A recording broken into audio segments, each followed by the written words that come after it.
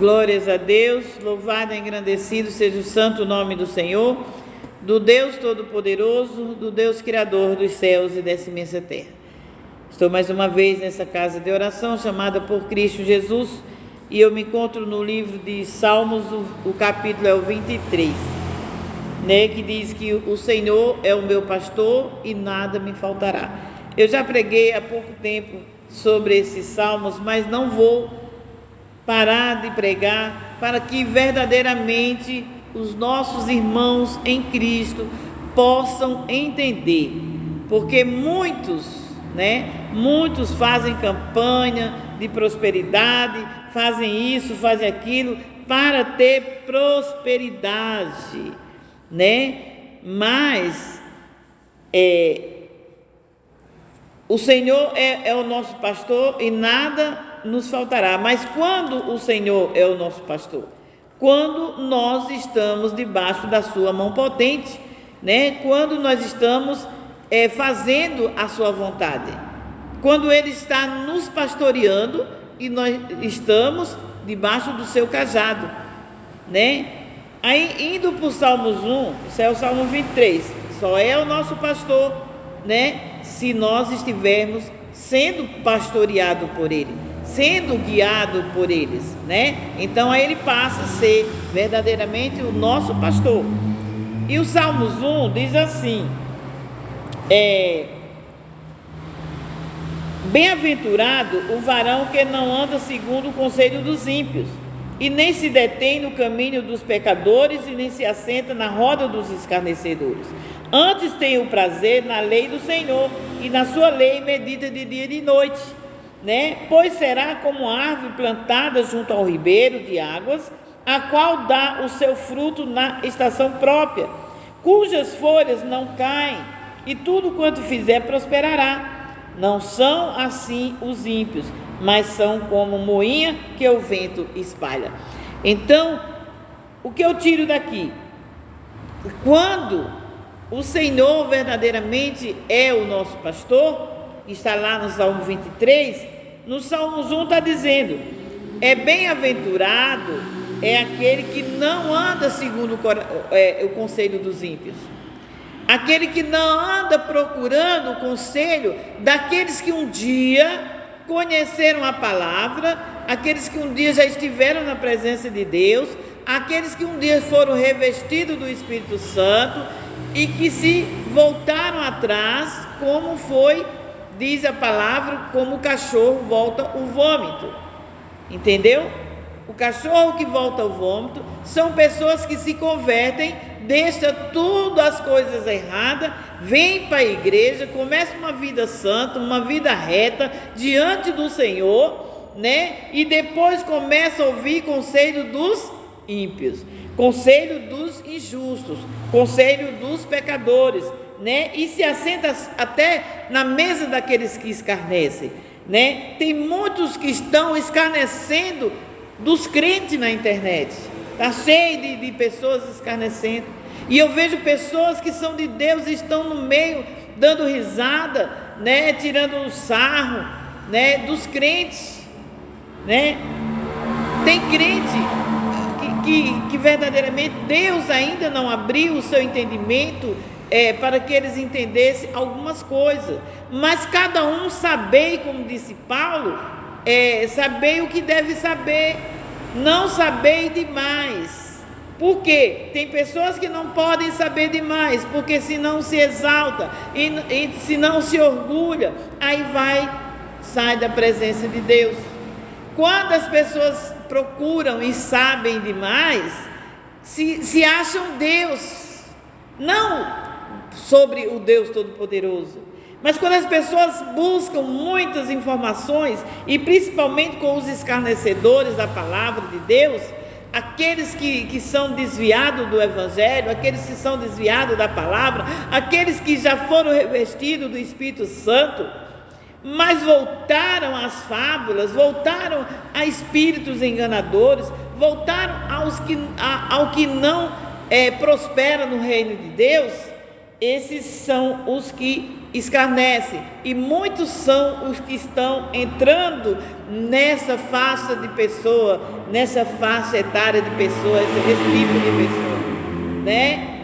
Jesus disse: olha, se alguém que impede das criancinhas não é só criancinhas que têm pouca idade, mas as criancinhas de Deus, pode ser com 300 anos, 20 anos, sei lá, mas é criancinha no reino de Deus ainda, está ainda tomando leitinho, como disse Paulo na palavra, mas estão sendo fortalecidos pela palavra no leitinho, né?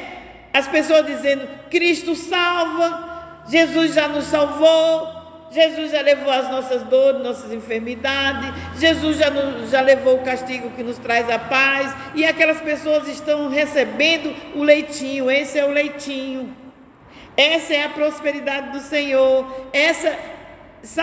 esses estão em leitinho. Mas quando passa a dizer: virá o grande dia do Senhor, eu enviei o Elias antes do grande dia, diz na palavra, Malaquias 4, né? Para que eu não viesse ferir a terra, né? Então Deus já enviou tudo, já bolou tudo, já enviou seu filho, e as pessoas querem ainda estar na igreja e ter sempre pregador que só diga isso. Deus fez isso por nós, Deus é bom, Deus é maravilhoso, Jesus não sei o que, cura, liberta, transforma, mas eles não querem transformação, querem viver sempre no leitinho, que quando nós dizemos que vem o grande dia do Senhor, aí eles já começam a dizer: isso foi para Israel,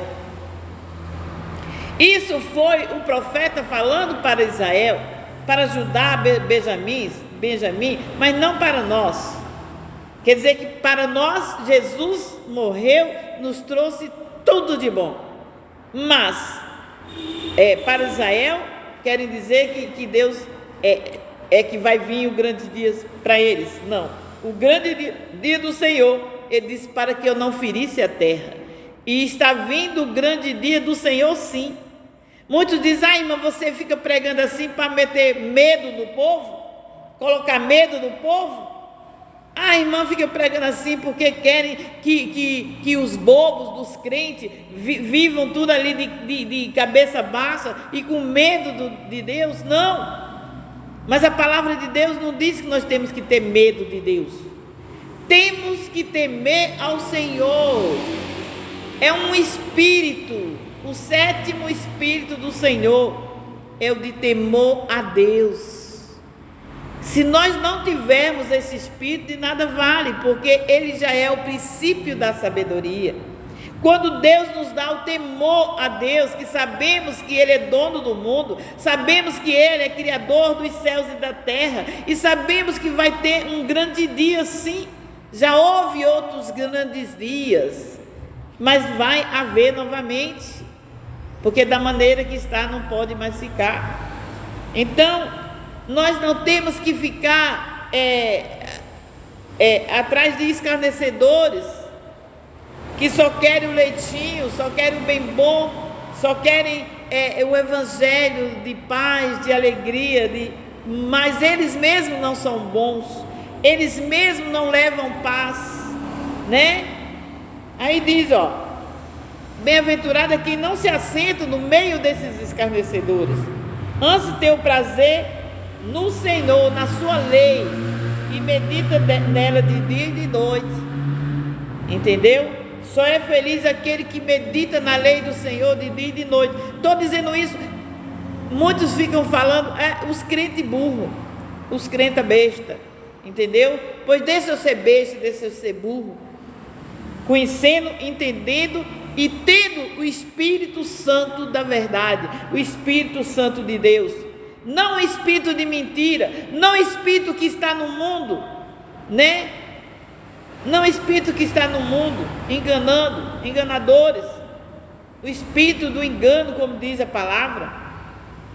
Aí diz assim: esses que andam na palavra, esses que praticam, que lê e medita na lei do Senhor para andar em retidão, né, para andar em amor, em paz com todos, esse diz: pois será como uma árvore plantada junto ao ribeiro das águas, e a qual dá o seu fruto na estação própria, e cujas folhas não caem, e tudo quanto fizer prosperará.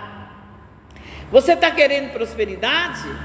Não precisa ir na igreja fazer campanha de prosperidade, não sou contra não, porque quando os pastores fazem campanha de prosperidade, eles levam os versículos bíblicos para que as pessoas entendam como vão ter prosperidade, né? Tem uns que pregam direitinho assim, mas outros já falam que tem que dar tudo, né? Mas aí é outra coisa é outra coisa. Cada um com o seu chamado, cada um da sua maneira. Deus é juiz de todos, né? Então não vou estar aqui atacando nenhum irmão meu, mas sim, essas pessoas prosperarão, são como uma árvore plantada junto ao ribeiro de águas, junto a um rio, né? Que ela está sempre ali regada, ela não precisa nem ser regada pelo ser humano, mas ela está sempre regada pela água que vem debaixo ali do rio, a água que Deus dá, ela vai ser sempre ali plantada junto ao ribeiro, as suas raízes vão progredindo, as suas raízes vão se maravilhando, vão crescendo e vão dando fruto, porque nunca falta a água para ela beber, ela se fortificar, né? A raiz da água, ela vai e catando a água que tem em volta, perto do ribeiro, e vai buscando, e ela vai crescendo. Pois essa é a árvore certa. Nós temos que ser essa árvore, amém? E eu me despeço com a paz de Deus, que excede todo entendimento.